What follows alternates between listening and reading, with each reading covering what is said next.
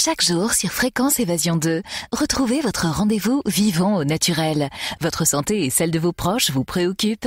Retrouvez-nous sur Fréquence Évasion pour découvrir qu'il est possible de vivre autrement. Rester en bonne santé n'est plus un mystère. Nous parlons des médecines alternatives, du végétarisme et les bienfaits des produits biologiques. Tous les sujets pour vivre sainement sont abordés dans Vivons au naturel sur Fréquence Évasion 2. Destination Monte-Carlo, l'essentiel de la vie en Principauté de Monaco, à découvrir sur Fréquence Évasion. Destination Monte-Carlo. Paolo Sarri, bonjour et merci d'être avec nous. Bienvenue dans Destination Monte-Carlo. Et bonjour tout le monde, bien sûr. Pouvez-vous vous présenter en quelques mots? Quel a été votre parcours? C'était un long parcours parce que il m'appelle le Marco Polo du bio parce que j'ai voyagé un peu pour tout le monde. Donc à part les études faites à Venise, après j'ai fait beaucoup d'expériences dans pays asiatiques, pays américains, presque dans tous les pays européens, un peu en Russie, voilà, pour arriver en 2012 à Monaco. Vous avez été bien accueilli à Monaco? Oh oui, dans tous les pays j'étais très bien accueilli. Très très bien accueilli. Comme tous les grands chefs, il faut avoir beaucoup d'imagination pour élaborer des nouvelles recettes. C'est un travail d'artiste et de créativité permanente. C'est un travail d'artiste d'un côté, mais il doit être aussi un travail responsable. Parce que moi, je dis tout le temps qu'un chef doit être comme un médecin, doit soigner ses clients. Donc, ce serait bien qu'à la base, un grand chef doit avoir des convictions, doit avoir des bases culinaires qui se rapportent à la gastronomie historique. Donc, ça, qu'est-ce que je veux dire? Et surtout, il doit utiliser des grands produits parce que un grand produit qui se rentre à les ventres d'un client peut faire des biens pour la santé des clients. Donc pas seulement pour les valeurs gustatives du plat lui-même. Donc c'est ça un peu la responsabilité des chefs, soigner les clients sur les profils gustatifs, mais aussi sur le profil de la santé. Oui, justement. L'association Bio-Chef Global Spirit, présidée par vous-même, Paolo Sarri, a organisé sur le quai Antoine Ier la Route du Goût, le premier festival biologique. Pouvez-vous nous parler de ce festival qui a eu lieu en Principauté de Monaco? Quel accueil a-t-il reçu? C'était un super succès à tous les niveaux. Déjà, j'ai dit, on a la visite de Son Altesse le Prince Albert II de Monaco sur 2 journées. Donc moi, à mémoire, sur 5 ans que je suis sur la Principauté, je ne me rappelle pas un événement où le prince il a été 2 fois en 3 jours. Donc ça, c'était une grande satisfaction parce que toutefois, ces manifestations se rapprochent beaucoup à ce qu'il fait. Donc, un gros engagement vers la planète, vers la démarche biologique et les situations écologiques pour l'ambiance. Le public, il était nombreux, surtout sur la journée de samedi. Malheureusement, jeudi et vendredi, on a eu beaucoup de pluie, mais ça n'a pas empêché les gens de venir. Et surtout, tous les élèves des classes, ils sont venus à visiter les stands, ils sont venus surtout à visiter ces merveilles des potagers flottants pour la première fois, un potager fait directement sous la mer. Un grand succès en tout cas, et grande satisfaction. Alors un festival biologique, c'est ce qui est innovant et passionnant aujourd'hui où les gens sont à la recherche de l'authenticité et du retour au naturel. Je crois que pour les derniers 30 ans, la globalisation alimentaire et la grande distribution a fait croire aux consommateurs tout ce qu'ils voulaient, en trichant et en disant une chose pour l'autre. Aujourd'hui, les gens, les consommateurs, les particuliers, ils sont beaucoup plus responsables, ils sont à la recherche vraiment de quelque chose qui soit authentique et surtout qui soit côté santé, parce que ça c'est pas une mode, parce que alors c'était la mode pour les derniers 40 ans de se tuer avec des pesticides et des produits chimiques. Donc non, les gens sont vraiment plus responsables. Ils ont compris que c'est important de se nourrir bien, c'est important de penser et de l'argent, mais surtout de la culture, de la recherche à des produits qui ne sont pas seulement biologiques, mais sont des produits qui à la fois ils sont des produits de valeur et à la fois ils sont aussi des produits artisanaux et locaveurs. Il était prévu 3 dîners d'exception 100% biologiques. Est-ce que vous pouvez nous parler de ces 3 dîners? Bien sûr, les premières soirées, les jeudis soirs, on a fait un magnifique dîner de gala au Monte Carlo Country Club, un dîner à 4 mains avec moi-même et les chefs de Ostou de Beaumanier et de Beau-en-Provence, les chefs Glenn Viel. Donc un super dîner avec des grands vins des Provences aussi. Et les vendredis soirs, par contre, on a fait un gala très très sympathique parce que pendant l'après-midi, on avait associé 10 enfants avec 10 chefs de la principauté.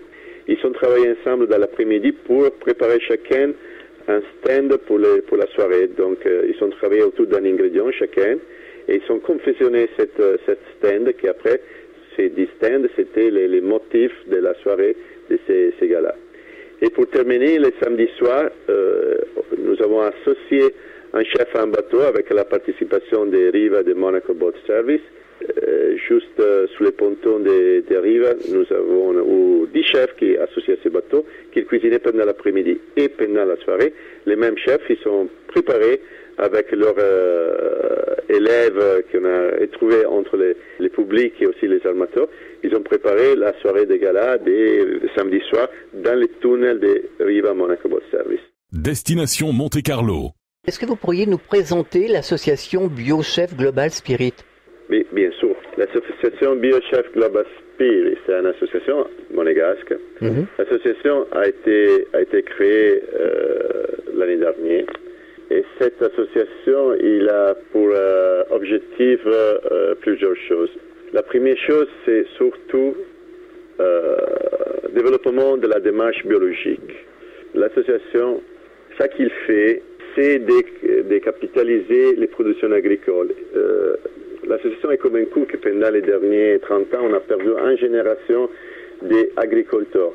Et dans les conditions de la Provence, où la Provence était toujours un point important des productions agricoles, de référence de l'Empire romain, c'est très très grave.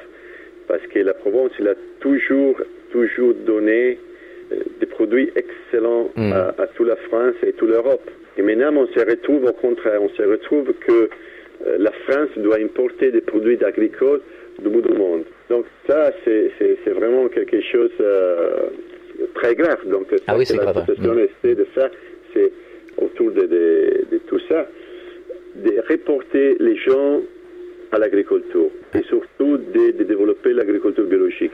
Dans les pays niçois, dans les pays canois, dans les pays monégasques, on a plein de terres qui sont laissées incultivées. En même temps, dans les villes, on n'a pas beaucoup de travail aujourd'hui, donc l'association invite et aide les agriculteurs à retourner à l'agriculture. Aide comment? Aide en mettant à disposition des agronomes, aide aussi à niveau financier si l'agriculteur il a des solutions agricoles écologiques, comment dire, l'agriculteur il choisit de mettre en place des panneaux solaires pour faire fonctionner l'irrigation. Dans ces cas-là, l'association finance tout ça.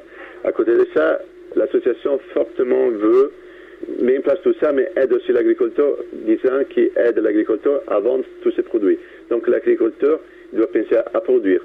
Et l'association va placer les produits dans la principauté entre les restaurants et les chefs. Un autre projet très important, c'est la construction d'une école hôtelier biologique à Madagascar. À Madagascar, oui, c'est ça. Oui. Pourquoi à Madagascar? Parce que en 2014, quand je suis descendu à Madagascar, à la visite d'une affaire à l'agriculture des crevettes biologiques, j'ai découvert un projet social autour de ces fermes où ils avaient mis en place une école pour la première fois. Donc, ils ont donné l'instruction pour la première fois. Mais le problème, c'était qu'une école primaire et moyenne. Terminer les moyennes, les gens, ils sont plus rien d'accessible pour eux, pour les rapprocher au monde du travail. Donc, c'est pour ça, dès que les sites, c'est surtout à vocation touristique, on commencera avec la construction de ce bâtiment pour loger l'Institut hôtelier biologique de Madagascar. D'accord. Alors, revenons au festival. Ce festival sera reconductible chaque année? Ça, c'est l'idée. Déjà, l'année dernière, on avait fait le premier événement, c'était la Route du Goût, mais le format, c'était bien différent. C'était Monaco qui s'est déplacé autour de la rivière pour promouvoir la démarche biologique. Et cette année, on a voulu que ce soit au contraire. Donc, c'est Monaco qui accueille tout le monde autour de la démarche biologique et écologique, la jeunesse, le sport et la santé. bien sûr que l'événement sera répétitif. D'accord. Vous avez des projets, Paolo Sarri? Mon projet primaire, c'est arriver à avoir un principauté 100% biologique. Oui. Est-ce que vous avez l'intention, ou peut-être que vous le faites, d'organiser des ateliers de sensibilisation, justement? C'est déjà l'atelier de sensibilisation majeur que nous avons. Mais après, dans la quotidienneté, bien sûr que nous se retrouvons, surtout à Monaco, pour organiser dans différents lieux des ateliers de sensibilisation vers la démarche biologique et la démarche écologique. La route du goût termine un peu la saison 2016. Donc nous avons fait ça pendant toute la saison 2016. Et après, nous recommencerons avec ces sensibilisations, et surtout sur Monaco. Alors, on peut vous retrouver sur Internet? Vous avez un site? Bien sûr qu'on vous retrouve sur Internet. Toutes les informations sont disponibles aussi sur Internet. Donc les programmes, ça que c'était l'événement, l'actualité et les projets 2017. Site web, c'est routedugout.com. Pour terminer, avez-vous un message adressé aux auditeurs de Destination Monte Carlo? Mais le message, c'est la jeunesse, c'est la force de la nation. Ça que ce soit la nation, que ce soit Monaco, que ce soit la France, l'Italie, l'Europe, le monde entier. On doit essayer d'être plus responsable vers les planètes et la Terre. Parce qu'on ne peut pas demander à les prochaines générations de se prendre charge de tout ça que nous avons fait pour le passé. On doit commencer à être responsable et respecter la nature. Donc, s'approvisionner des produits biologiques et locaux. Avoir l'intérêt de protéger nos marchés, parce que acheter des produits locaux, ça signifie aussi incentiver les marchés locaux. Voilà, donner des places de travail et faire tourner l'économie locale. Donc c'est pas seulement un côté, on a plusieurs côtés, on a les côtés santé, les côtés gustatifs, parce que produits de saison, produits locaux, et on a aussi un côté économique, qui tout ça fait fonctionner l'économie locale. Merci Paolo Sarri, et bon courage pour la suite et pour le festival en tout cas. Merci à vous, et suivez-nous sur le site et sur la démarche biologique. Merci à tout le monde. Destination Monte Carlo, l'essentiel de la vie en principauté de Monaco, à découvrir sur Fréquence Évasion.